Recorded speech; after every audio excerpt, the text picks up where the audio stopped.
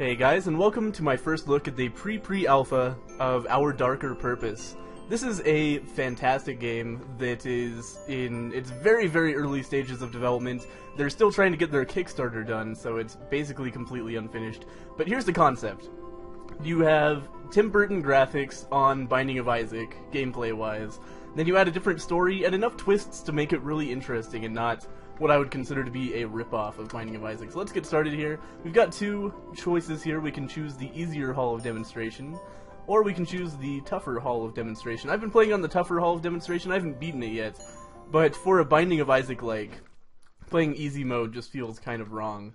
So, as you can see, looks a whole lot like Binding of Isaac, right? We're this little character in the middle, and if we press the spacebar, we can roll. That's something different from Isaac. So Q is our health potions. You can see in the bottom, the top right little box down there. We have 3 out of 3 of those right now, and each of those heal 25 HP.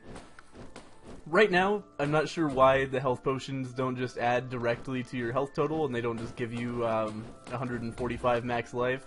I guess it's so that you can be mad at yourself when you die with a health potion left, but basically there's no reason ever to not take a health potion right now. Unless, I guess there is like lifesteal in the game, so you might think, okay, I've got some easy rooms here. This guy's an asshole, by the way. Aw, man. If we can just clear out the other enemies, he's not going to be too bad. But we got to spend a lot of time rolling. And as you can see, tactical rolling is something that adds on the Isaac formula substantially, I would say, because it gives you, if you're in a situation where you're surrounded by enemies, you can roll out of the way, but you cannot shoot while you're rolling. So it saves the problem of having low speed in Isaac without making you super overpowered by being able to just zip around and dodge everything while shooting. So I like that mechanic a lot. At first I was like, oh, that's weird, but really quickly I sort of understood why it might be good. So we got one of my favorite items there, actually. It's a little sock puppet that gives us double whatever projectiles we're shooting. It's not really explained. I have no idea what I'm injuring enemies with, but it's essentially a double damage, and it's not a double damage in the sense of like it doubles my current damage. It's going to permanently, if we get a damage up, it's going to double that as well, so it's a permanent double damage. And this is one really interesting thing about the game that is not in Binding of Isaac. So every time you level up, you get 2 random books, and they'll each give you, some sort of upgrade. So this one on the left, the Kite Runner Kites, gives us plus 5% move speed, plus 50 projectile speed, plus 20 move speed when not damaged for 5 seconds. So basically just focused on being able to hit more accurately and get out of the way of things. Then on the right, plus 5 move speed, plus 10 HP, slow nearby enemy projectiles by 45%, so that one makes it much easier to dodge. Both of these are kind of to the same direction. That's not always the case. Sometimes you'll choose between a book that makes you more powerful but slower, and a book that makes you less powerful but faster. But that is not the case here. I think I'm going to go with the one on the right. I've never actually used this one before, because I prefer damage ups, and that never happened this time. So this room is full of electrical things, so I'm going to come around this way just in case. Another one of these assholes. By the way, like, these red enemies are basically like champions in Isaac, except they're much harder. They usually have an extra ability compared to their base thing, and they'll always give you an item. Items tend to be somewhat less powerful than items in Isaac in this game, but they're much more frequent. This is nice. We've got Yorick's Skull, plus 5 damage, plus 10% attack speed. By the way, sometimes these desks have some little flavor text that's pretty funny. This one is telling the other one a story. Oh no, the desk turned into kindling. It's a really cute type of way to add some environment to the game. Sometimes the desks will discuss how they wish they were spider desks, and have a little philosophical debate about whether it's better to be an invulnerable stationary desk or a spider desk that goes out fighting. It's good stuff. I really enjoy it. You ever eat a textbook? What? Like someone stored a textbook in your compartment and you ate it. That would go against everything I stand for. Okay, once. Stuff like that. Very cute. But that's all the flavor text reading we'll be doing this time, I think. But it's all just cutesy little stuff like that. I enjoy it.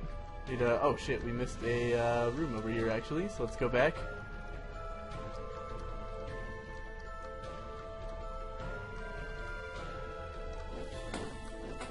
So for a Binding of Isaac player, this game feels very, very familiar.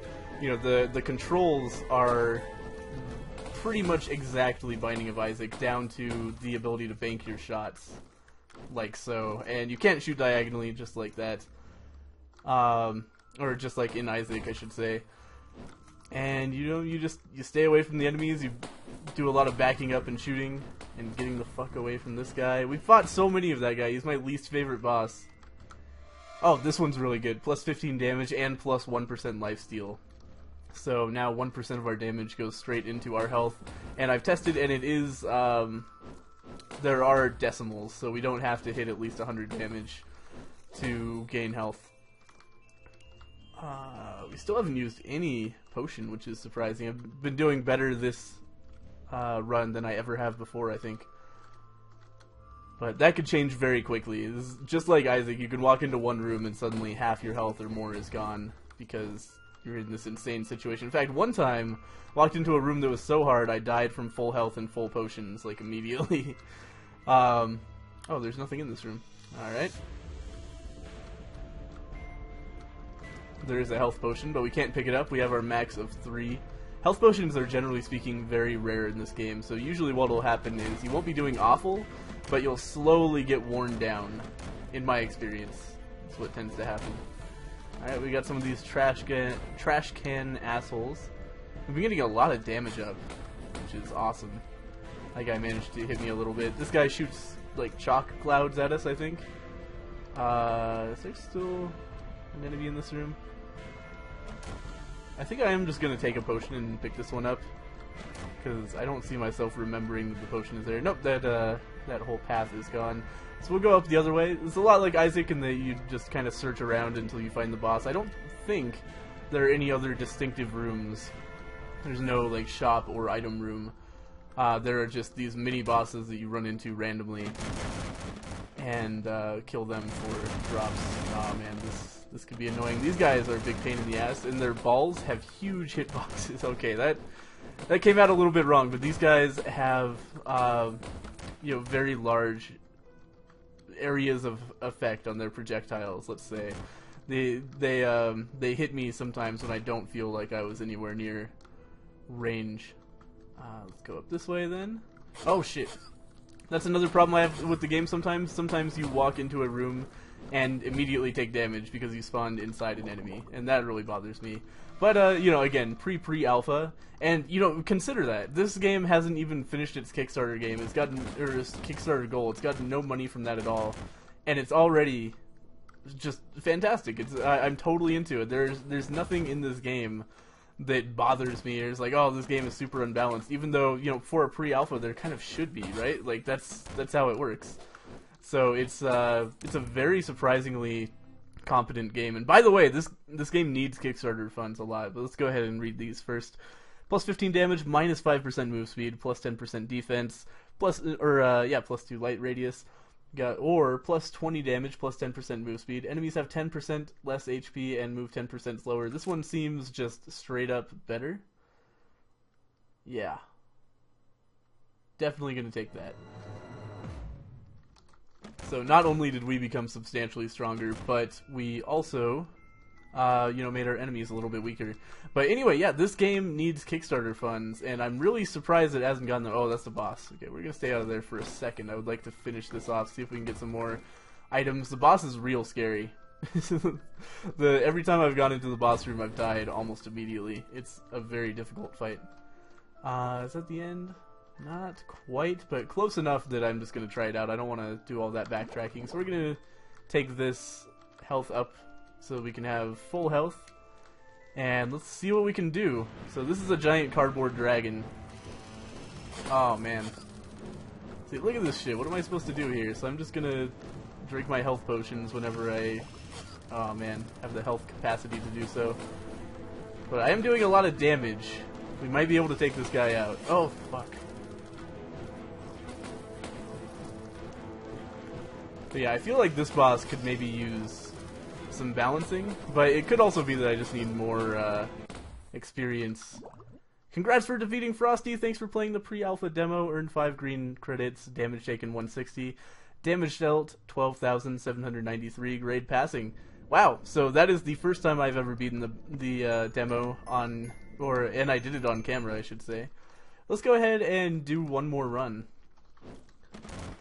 But yeah. So anyway, what I was saying is that this game needs Kickstarter funding desperately. And I really hope that you guys will check out the link to the Kickstarter and see what you can do about supporting this game. I'm definitely going to support it, because it is, you know, I think a game that really deserves to come out. It's real good for where it is. Oh, fuck. God damn it. That was a shitty room. Alright, but we can come in here and get this health potion if this fucking spike ball gets out of the way. Go. Alright. That was real close. But anyway, yeah, I'm so impressed by how good this pre-alpha is. It feels just like playing The Binding of Isaac with, you know, a very nice graphical style, and, you know, all kinds of interesting twists. The level up system really appeals to me. The fact that it's a little bit more RPG-like than Isaac is. You get more items than you normally would, and, you know, there's a lot changed here. I don't think anybody would be justified in calling this a Binding of Isaac ripoff, which I'm sure is going to happen anyway, but, you know, for what it's worth, I don't agree with that assessment. I think this is a fantastic game on its own, and The Binding of Isaac influence is great, but, you know, there's more here than just that. Oh, there's a door up there. One thing I don't like so much is that the map is very small, so I have to kind of squint at it to see where the doorways are. I would like it to be a little bit bigger, but that is not a big deal in general. And also, you know, like, in The Binding of Isaac, it's very oh my god. These guys came out of nowhere. It's very Zelda-like in that, you know, you have a fixed screen every time you go anywhere. Instead of, like, the camera scrolling around like it does in this game. And I kind of like this better. Every room is something you can explore. With Isaac, you know, you see the whole room when you walk in. But it's kind of neat walking into these larger areas and having to figure out where you are. We're definitely going to take Gangs of New Edgewood, Move Slower. Those are two paths we've already seen. I'm pretty sure there are only, like, 4 or 5 different books, maybe even only 3. I think there are 4 though. At least 4, I should say. But yeah, there are not that many books, and I think we may have also seen all of the items in this. You know, it's very, very early, but presumably with all they've done before they've even finished their Kickstarter, they're probably hoping to add a lot more content to the game. If I had to guess, I haven't read anything to that effect. I don't want to put words in the developers' mouths, but I would be very surprised if there wasn't going to be a very extensive upgrade system going on in the game when it's released, you know, similar to The Binding of Isaac.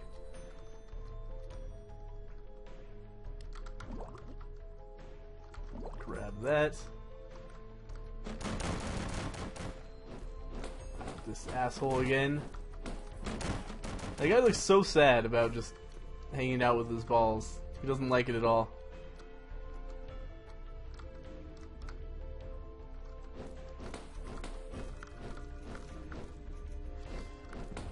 So anyway, yeah, I think the Kickstarter's been going on for a long time, and I've been wanting to get in touch with these guys for a very long time to try to, like, point out their Kickstarter to you guys.